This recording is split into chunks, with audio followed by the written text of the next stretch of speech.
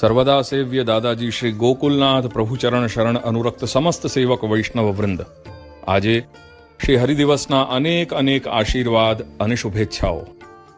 કૃષ્ણ સેવામય જીવન પ્રણાલીમાં જ્યારે ફલાવસ્થાનો અભ્યુદય થતો હોય છે, ત્યારે નિભાડા એટલે કે ભઠ્ઠીમાં પકવેલા માટીના વાસણો જેમ જલધારણ વગેરે તમામ વ્યવહાર માટે યોગ્ય બની જાય છે, તેમ ભક્તના દેહ, ઇન્દ્રિય, પ્રાણ, અંતઃકરણ અને જીવ ચૈતન્ય સ્નેહની તીવ્રતાના નિભાડામાં પરિપક્વ બની શ્રી પ્રભુની સ્વરૂપાનુભૂતિના યોગ્ય બની જાય છે.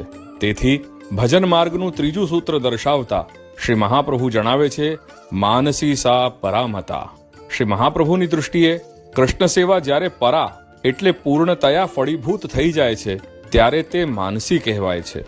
વેદમાં મનને અન્નમય કહેવાયું છે, તેથી તેને પૃથ્વીથી પોષણ પ્રાપ્ત કરેલું પૃથ્વીરૂપ સ્વીકારવામાં આવ્યું છે.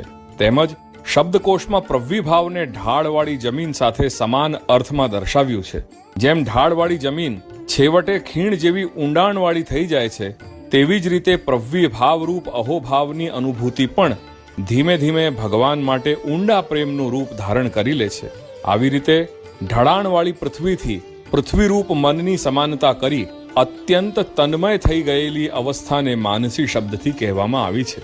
આવા પારિભાષિક અર્થમાં માનસી શબ્દથી કૃષ્ણ સેવાની ફલાવસ્થા કહેવાય છે. શ્રી ભગવાન ઉદ્ધવજીને કહે છે કે સમસ્ત વ્રજસ્વામિનીઓ મારી પ્રગાઢ લાગણીમાં એવા તન્મય થઈ ગયા કે તેઓને અહમ કે મમ, પરલોક કે આલોક સંબંધી કાંઈ પણ ભાન રહ્યું નહીં.